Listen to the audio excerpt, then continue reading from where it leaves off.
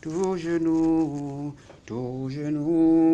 fléchira, toute langue confessera que Jésus est Seigneur.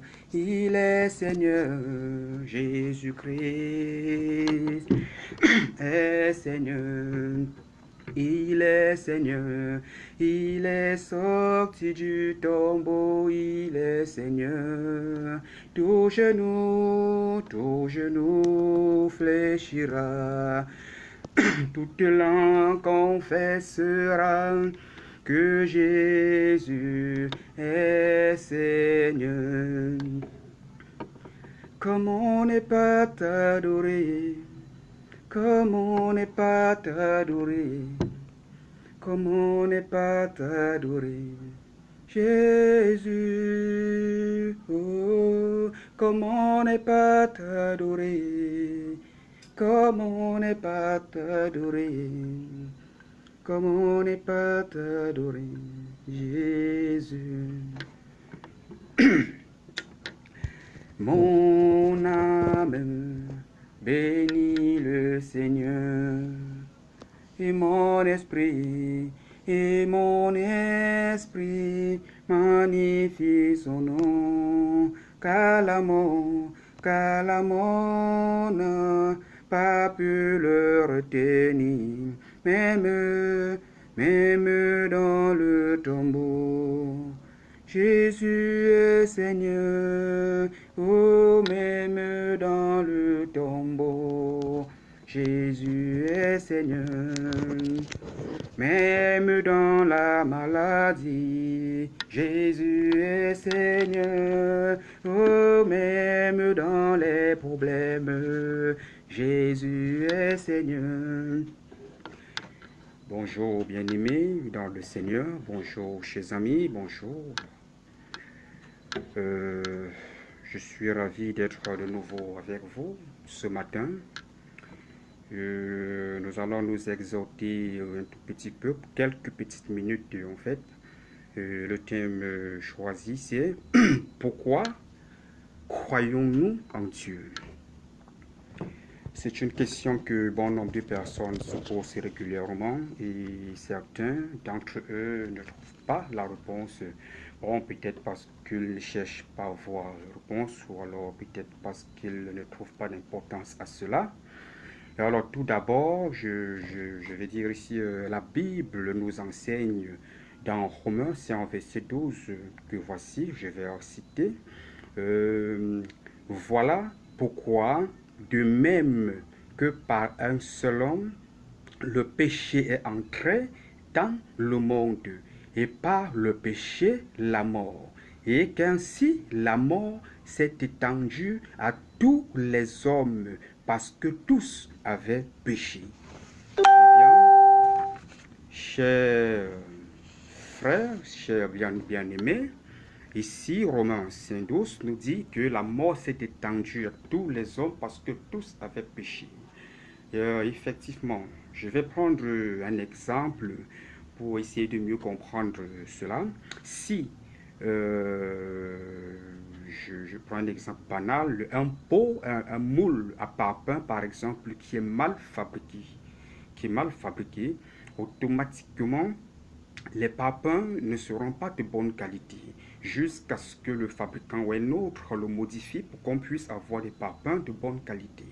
Alors, c'est donc ce que nous avons hérité d'Adam qui nous a valu cela. Nous nous sommes trouvés dans cette situation. Donc voilà. Et effectivement, tout à l'heure, je venais de dire que si le moule est mal fait, on a des mauvais parpaings. Donc là, nous voyons que Jésus est donc venu comme ce fabricant de moule pour le rectifier. Et une fois qu'il a rectifié, on a pu obtenir de bons parpaings. Donc voilà ce qui s'est passé.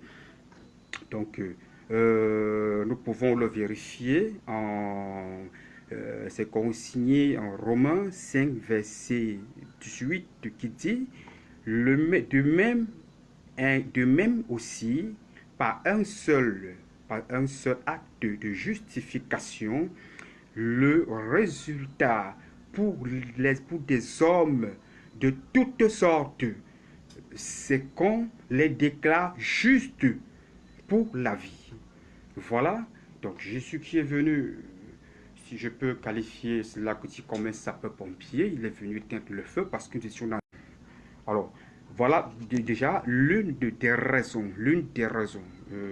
fondamentales qui devrait nous inciter à croire et à voir Seigneur.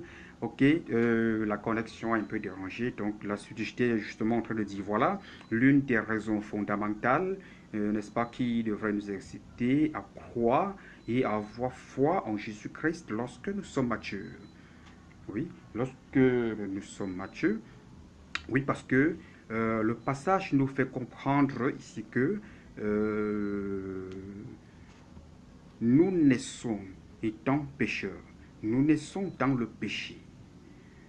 C'est selon le texte romain, c'est selon Romains 5, 12. Nous fait comprendre, nous naissons dans le péché. Alors, c'est pour cette raison que vous verrez dans certaines familles,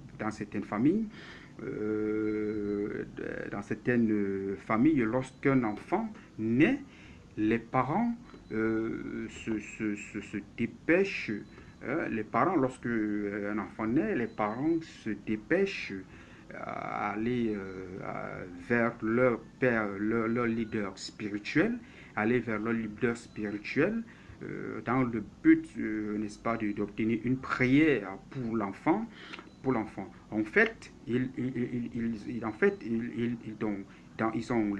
pensent qu'en faisant cela régulièrement, l'enfant sera totalement libéré sera totalement libéré de la marque, si je peux dire ainsi, qu'il a hérité d'Adam. Alors, c'est pas juste, c'est faux, ça ne peut même pas être possible, parce que la Bible nous enseigne que le salut est individuel. Le salut est individuel, cela veut dire que chacun rendra individuellement compte à Dieu. Ce n'est pas une affaire collective, donc je ne peux pas avoir désobéi à Dieu, puis lors du jugement, ou alors si je dois rendre compte, c'est X ou Y qui s'en vont le faire à ma place, non. Chacun rendra compte individuellement. Donc, alors, voilà donc pourquoi les enfants déjà bénéficient automatiquement. Les enfants bénéficient automatiquement la protection divine en attendant, n'est-ce pas, en attendant qu'ils aient l'âge de prendre seuls des décisions dans leur, en ce qui concerne les décisions dans leur vie, en ce qui concerne leur vie spirituelle. Un enfant qui a atteint la maturité connaît déjà, il connaît le bien, il connaît le mal, donc il peut déjà répondre de ses actes. Il peut répondre de ses actes. Alors, la vie spirituelle de toute personne dépend d'elle-même. La vie spirituelle de quelqu'un ne dépend pas de l'autre.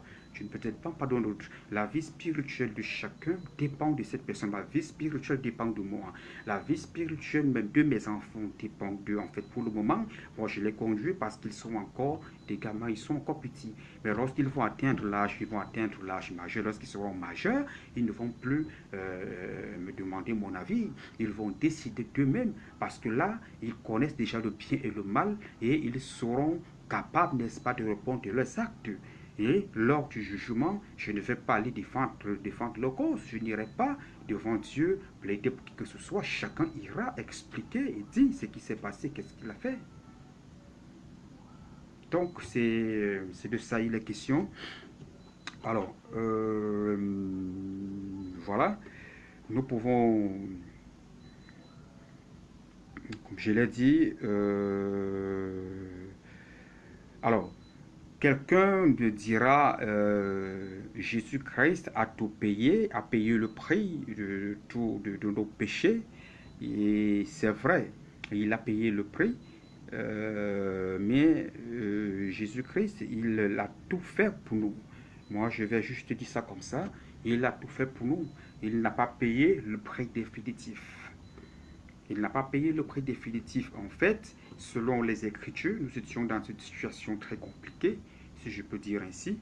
Et lui, il est venu nous faire sortir de là, pardon, pour nous présenter autre chose. Nous pouvons le voir en Jean 3,16, où il a dit, Dieu a tant aimé le monde qu'il a donné son Fils unique engendré, afin que quiconque croit en lui ne soit pas détruit, mais ait la vie éternelle. Afin que quiconque croit en lui ne soit pas détruit, mais ait la vie éternelle. Donc, nous,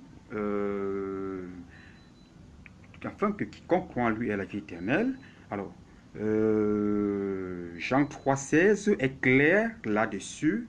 Jean 3,16 est clair là-dessus. Nous pouvons comprendre ici que ce texte ne s'adresse pas ici à un enfant, parce qu'en fait, il dit afin que quiconque croit en lui, quiconque croit en lui. Pouvez-vous me dire, est-ce qu'un enfant d'un an, 2 ans, 3 ans ou de 4 ans, 7 ans, 10 ans même, peut croire en Dieu? C'est pas possible. Un enfant ne peut pas croire en Dieu parce qu'il n'est pas mature, il ne connaît pas le bien, il ne connaît pas le mal. Alors, c'est pourquoi j'ai dit plus haut que les enfants, eux, ils bénéficient automatiquement de la protection divine parce qu'ils ne sont pas encore, et ils n'ont pas encore atteint l'âge de la maturité. Et ici, Jean 3,16 est clair, puisque Dieu dit ici qu'il a tant aimé le monde, afin de donner son Fils unique engendré, afin que quiconque croit en lui ne soit pas détruit, mais ait la vie éternelle. Et c'est bien clair.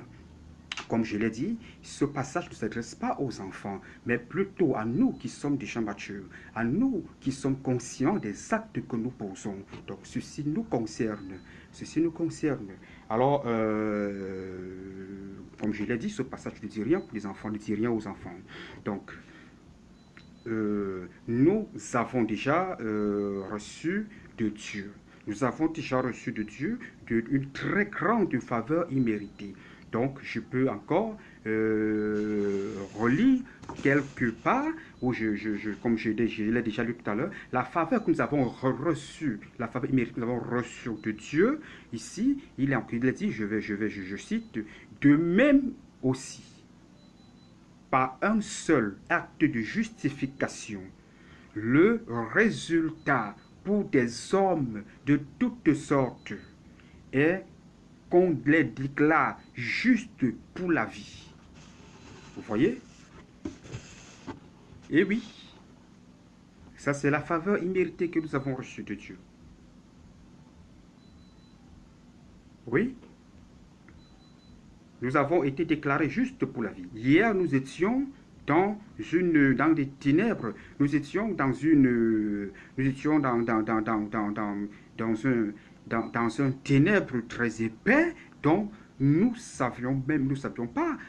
n'avions pas la chance de connaître la lumière. Mais le Sauveur est venu nous libérer et nous a présenté le mal et le bien, la lumière et les ténèbres. Voilà ce qu'il a fait. Il vient nous libérer de là et nous présente d'autres choses. Il nous présente la lumière, il nous présente les ténèbres. Alors, et il nous donne le discernement et le libre arbitre. C'est-à-dire, il nous a donné les armes pour pouvoir aller au combat. Il nous a laissé la liberté et il nous a procuré, il nous a donné des armes pour aller au combat.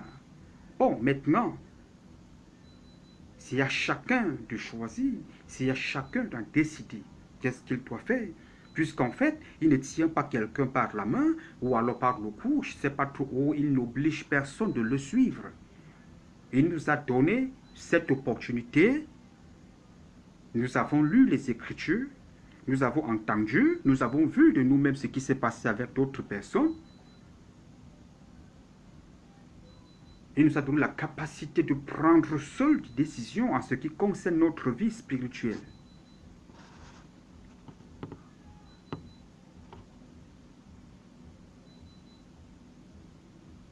Donc, Je vais prendre un exemple, je ne sais pas banal, mais en fait, je prends un exemple. Vous êtes à la recherche d'un emploi, par exemple, pendant des années. Vous êtes à la recherche d'un emploi pendant des années. Euh, vous ne trouvez rien parce que c'est difficile. C'est pas évident d'avoir un travail. Vous êtes déjà abattu, vous êtes découragé, vous avez perdu tout espoir. Et un matin, quelqu'un vient vous dire, je peux vous trouver un emploi dans une entreprise de la place. Parce que cette personne a certainement les relations avec le directeur général de cette entreprise. Alors, c'est comme ça, vous gagnez un emploi. Cette personne qui vous a recommandé là-bas a fait sa part. Et elle a fini. Elle n'est plus avec vous. Bon, maintenant, c'est à votre tour de démontrer, de prouver à ce que ce monsieur n'a pas eu tort de vous recommander à ce directeur général. Parce qu'en fait, il va falloir que il va falloir que vous prouvez. Il va falloir que vous vous mettez au travail pour pouvoir plaire à ce directeur et pour pouvoir garantir votre place au sein de cette entreprise. C'est un peu ce qui se passe là maintenant avec le texte que nous avons lu, Romains 5, verset 12, ce qui s'est passé. Jésus qui est venu comme le fabricant du moule, modifier le moule, c'est un peu ça. Donc, quelqu'un vous fait avoir du travail, donc vous avez attendu pendant des années, ça n'a pas été évident. Bon, maintenant, cette personne a fini, elle est partie, et à vous de prouver que vous êtes reconnaissant, que vous êtes capable, que vous voulez vraiment faire que ça. Donc, Jésus nous a laissé la même possibilité de choisir, de nous a laissé le libre arbitre. Nous avons le choix de décider quel chemin nous allons emprunter. C'est nous qui décidons, ce n'est pas lui qui décide pour nous. Alors, tu as celui qui décide de suivre les ténèbres, c'est-à-dire aller avec le diable, faire ce qu'il a fait, ou celui qui décide sur la lumière, aller avec Jésus-Christ. Donc, chacun décide. C'est pourquoi il est dit ici que, chacun rendra compte individuellement. C'est pourquoi j'ai dit le thème, c'est pourquoi croyons-nous? Parce qu'il y a des gens qui ne savent même pas pourquoi est-ce qu'ils croient. Il y a des gens qui se posent ces questions et ils ne veulent même pas voir la réponse. Donc c'est ça la vérité.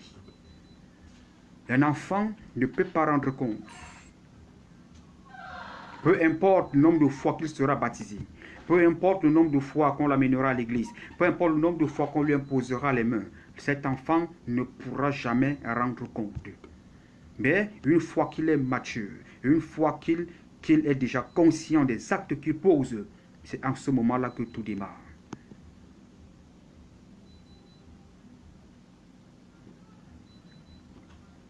Donc, cet exemple dont je venais de donner répond directement aux préoccupations de ceux-là qui pensent que Jésus-Christ a tout payé, a payé le prix de tout péché, de nos péchés, de telle en sorte que nous ne pouvons plus rien faire pour plaire à Jésus ou pour garantir cette place qui nous a été réservée. Amen. Donc, penser, c'est un tort de penser ainsi. Oui, c'est un tort de penser ainsi. Parce que c'est pas juste. Alors, nous allons lire un autre passage pour mieux comprendre ce que Dieu attend exactement de nous. Il s'agit ici de 1 Timothée 4, verset 1, qui dit, je cite, « Mais l'Esprit dit expressement que dans les derniers temps, quelques-uns abandonneront la foi pour s'attacher à des esprits séducteurs et des doctrines de démons. » C'est pas moi qui le dis. C'est clair? Ceci est ressorti en 1 Timothée 4, verset 1. Voilà. Ici, c'est la preuve encore que si Jésus avait tout payé comme certains le pensent, ce passage n'allait pas avoir de place, ce passage n'allait pas être là. Donc, il y a des gens qui ont déjà cru après ça, et Dieu dit ici que il y a des gens dans les derniers jours, ils vont abandonner la foi pour se retrouver et poursuivre des esprits séducteurs et des doctrines de démons. Alors, ici, ça, c'est ceux-là qui, à un moment donné, commencent à penser comme ceux, n'est-ce pas, qui disent que Jésus-Christ a payé le prix pour tout. Parce qu'en fait, quand tu commences à penser que Jésus-Christ a payé le prix pour tout et que tu n'as plus besoin de faire des efforts pour quoi que ce soit, tu te retrouves dans ces conditions-ci. Parce qu'en fait, le découragement vient au fur et à mesure. Parce que déjà, en pensant que Jésus a payé le prix pour tout, qu'est-ce que tu fais? Tu ne vas plus lire la Bible, tu ne médites plus. Parce que c'est en lisant la Bible, c'est en la méditant, nuit et jour, si possible, pas forcément nuit et jour, bref, 1 heure, 2 heures, 3 heures par jour, ou 1 heure, même 30 minutes, bref, il faut offrir. J'ai dit dans une publication, j'ai publié un passage là qui dit, où je disais, j'ai publié, ou fait une publication où je disais, je ne l'ai pas déjà, il l'a envoyé dans mon story, où je disais, lire la Bible et la méditer chaque jour, c'est parler avec Dieu chaque jour. Alors, quand tu la lis chaque jour, tu médites chaque jour, tu es en communication avec Dieu. Et l'Esprit, le Saint-Esprit est avec toi et il te dit ce que tu dois faire. Si tu veux commettre une bêtise, tu seras avisé avant. C'est pourquoi ici, ceux-ci-là, ceux qui sont 1 Timothée 4 ont fait allusion, c'est ceux-là qui ont commencé à penser ainsi que Jésus a déjà tout fait. Et pour alors peut-être ils ont attendu, je ne sais pas trop, il y a eu des prophéties, peut-être qu'ils attendaient des choses qui allaient se réaliser dans leur vie et cela ne s'est pas réalisé et du coup le découragement s'est installé et une fois que vous vous découragez, le diable prend possession. Et quand le dessus sur vous est égal sur vous, voilà, si vous vous retrouvez en train de suivre les esprits séducteurs avec des cultes de démons, et c'est fini, voilà. Donc c'est un peu ça qu'il faut éviter.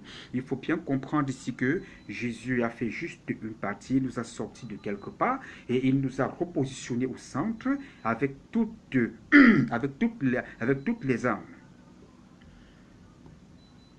pour pouvoir aller au combat. C'est un combat. Suivre Jésus, c'est un combat. Ce ne sont pas des amusements. On ne se lève pas un matin pour dire je vais le suivre. Bon, c'est vrai, on peut le dire je vais le suivre, mais il faut tout d'abord savoir que même lorsqu'on s'engage à le suivre, les problèmes vont s'accroître. Parce qu'au fur et à mesure qu'on dit, on déclare de la bouche qu'on aime Jésus-Christ, on a la foi, on est si bref, de toutes les façons, sachez tout simplement que les problèmes vont s'accroître. Au fur et à mesure, les problèmes vont s'accroître.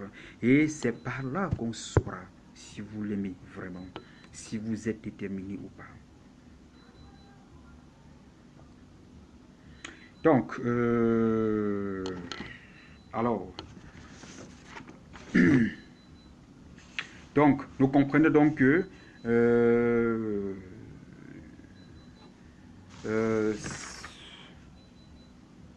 la foi en Jésus-Christ, avoir la foi en Jésus-Christ est capital. C'est capital pour un avenir meilleur. C'est capital pour un avenir meilleur. Dieu en prend plaisir.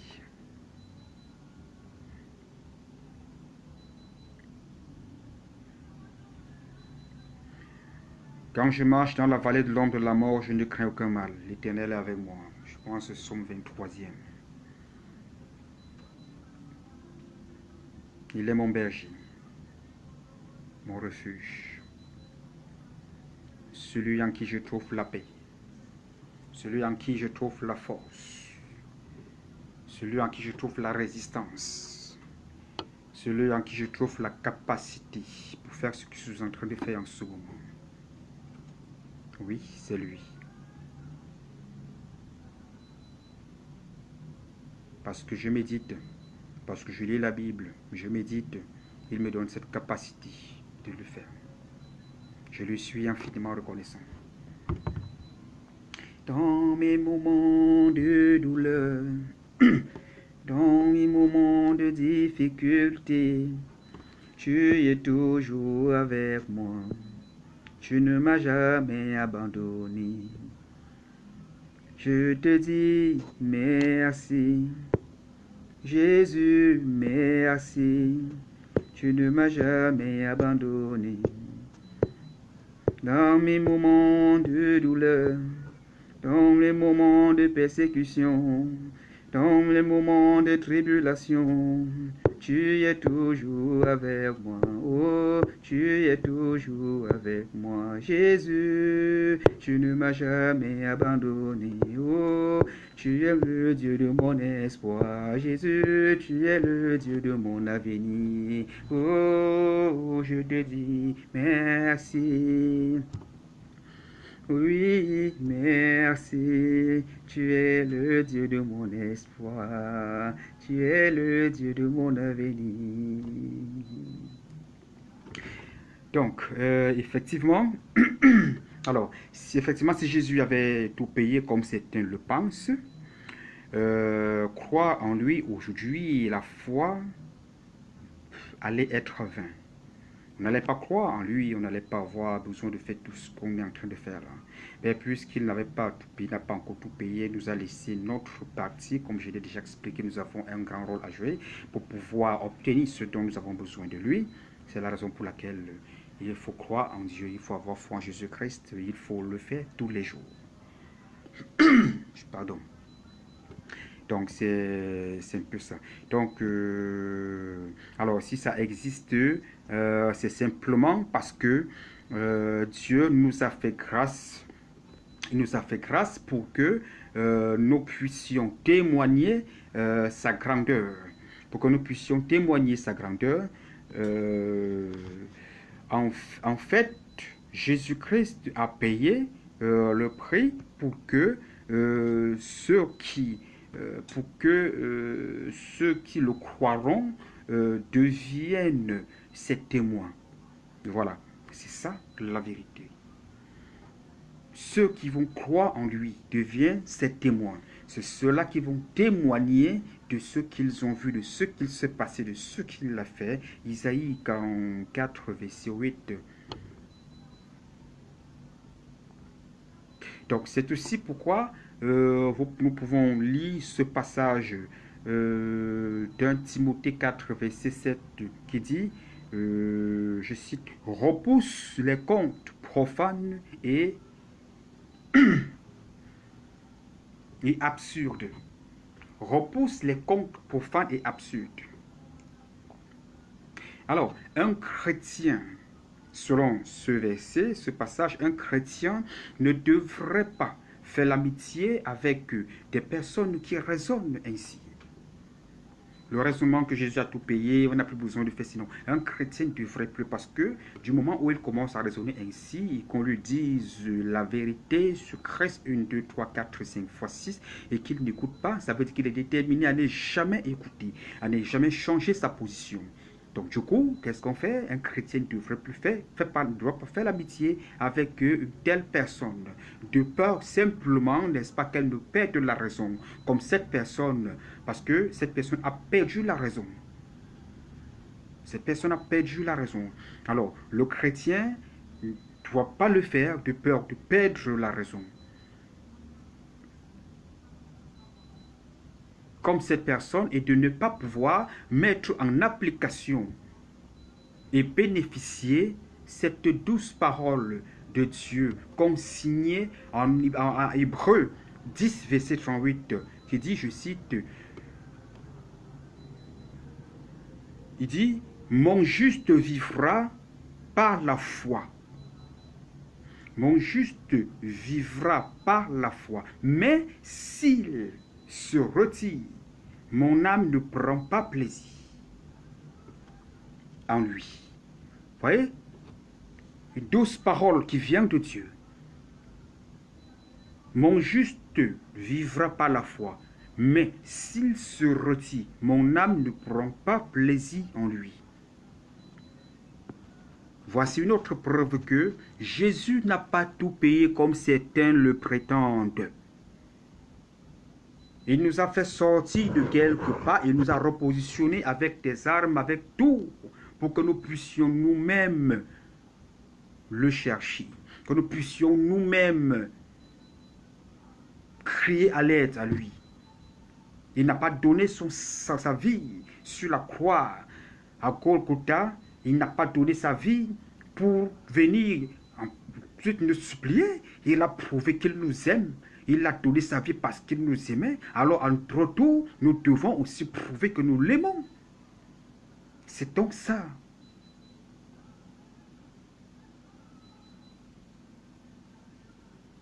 C'est pas si compliqué de comprendre.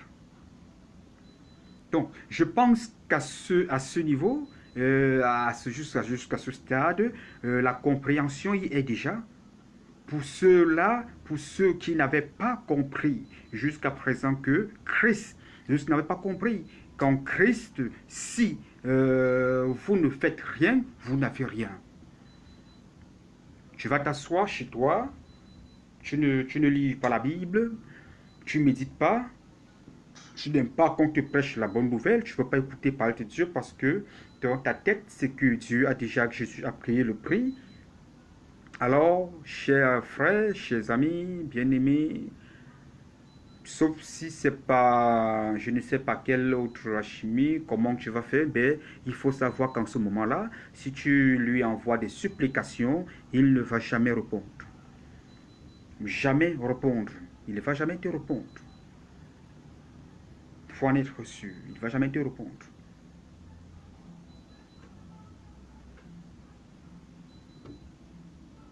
Il est minuit passé si je ne me trompe pas. Comme je le dis toujours, j'ai passé pratiquement la journée à méditer. Et puis j'ai eu cette exhortation. Je suis là en ce moment de partager avec vous. Parce que je sais que ça va édifier quelqu'un. Je rends grâce à Dieu pour cela. Je lui suis infiniment reconnaissant. Parce qu'en fait, au final, toute la gloire lui revient. Je travaille pour lui. Il m'a donné son esprit pour que je puisse être debout pour lui. Et non pour moi. C'est pour lui. La maison doit être remplie. Et il faut bien que la bonne nouvelle soit propagée dans tout le monde entier. Et c'est pour cette raison que j'exhorte certaines personnes. Ne dites pas que c'est une affaire des pasteurs. Ne dites pas que c'est une affaire des prophètes ou des évangélistes. Non. Si vous avez eu des expériences avec Jésus-Christ, parlez aux autres. Parlez aux autres. Si Dieu vous a sorti d'une situation et que vous reconnaissez du fond de votre cœur, âme, que c'est Dieu qui l'a fait, dites cela à quelqu'un. Ne gardez pas cela pour vous. N'ayez pas honte. On ne doit pas avoir honte de Dieu. Il est le créateur de l'univers. Il est le Tout-Puissant. Il est celui-là qui a la capacité de nous faire disparaître à tout moment, s'il le souhaite. Si Jésus-Christ, qui est Dieu, s'est fait homme, s'est fait chair, il n'a pas eu honte. À plus forte raison, nous, qui sommes-nous? Parle de Dieu. Parle de Dieu. Ce n'est pas une affaire de pasteur. Si ce n'est qu'une affaire de pasteur, la bonne nouvelle ne sera jamais propagée dans tout le monde entier. Selon Matthieu 14, selon Matthieu 24, 18 et 14, si je me trompe, mais Matthieu 24, 14. Il faut parler de Dieu, il faut annoncer la bonne nouvelle, il faut dire des choses. Parce qu'en fait, une chose est sûre est que vous qui êtes là en ce moment, Dieu fait quelque chose dans la vie de chacun d'entre vous tous les jours. Même si vous allez chez les marabouts, laissez-moi vous dire que ce n'est pas forcément ce marabout qui fait des choses dans votre vie. C'est Dieu parce qu'il vous aime. Parce qu'il attend que vous fassiez quelque chose en retour. Reconnaissez. Adoptez une attitude de reconnaissance pour ce qu'il fait pour vous. Parlez de lui aux autres. Oui, c'est capital, c'est très important. Parlez de lui aux autres. Ce n'est pas une affaire de pasteur, je l'ai dit. Ce n'est pas une affaire de prophète, je l'ai dit. Ce n'est pas une affaire d'évangéliste, non. Parlez de Dieu. Prenez votre courage, parlez de Dieu. Annoncez, dites à quelqu'un que Dieu l'aime. Reconnaissez ce que Dieu a fait pour vous. Reconnaissez cela. Reconnaissez cela. À 7 heures de la nuit, du matin, si je peux dire ainsi, certains dorment déjà, mais moi je ne dors pas. Je suis éveillé. Et je suis assis depuis pratiquement 13 heures, 14 heures, depuis 12 heures, à méditer, lire, méditer, écrire. Et maintenant, je suis en train de partager. Je suis fier de le faire. Je suis très à l'aise quand je le fais. Parce que c'est pour la gloire de notre Seigneur Jésus-Christ. Celui à qui nous devons la vie. Nous devons tout.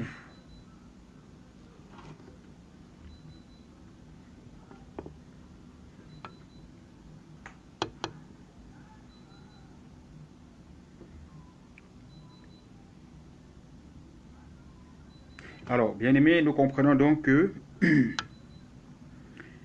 avoir un tel raisonnement, comme je venais de le dire, un tel raisonnement de dire que Jésus a tout fait, un tel raisonnement ne nous avantage pas. Un tel raisonnement ne nous avantage pas, mais au contraire. Mais au contraire, nous désoriente. Ce, ce type de raisonnement nous désoriente. Ce type de raisonnement nous fait perdre le chemin que nous sommes censés emprunter. Alors donc, je vais clôturer avec ces paroles de l'apôtre Paul, consignées en 1 Timothée 4, verset 12, qui dit, je cite, « Que personne ne méprise sa jeunesse, que personne ne méprise ta jeunesse. » Toi qui m'écoutes ou qui m'écouteras plus tard, que personne ne méprise ta jeunesse, mais sois un modèle pour tes fidèles, pour les fidèles, en parole, en conduite, en charité, en foi et en pureté. Le verset 16 dit, veille sur toi-même, sur ton enseignement, persévère donc les choses, dans ces choses, car en agissant ainsi, tu te sauveras toi-même et tu sauveras ceux qui t'écoutent, comme je suis en train de faire en ce moment. C'est une recommandation du Saint-Esprit.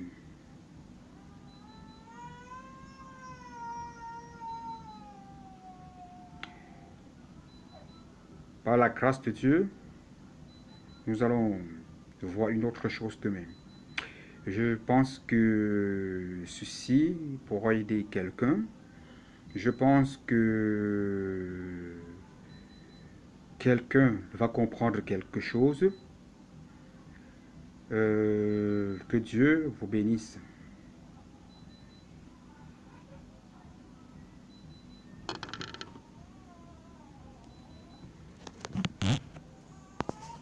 À demain.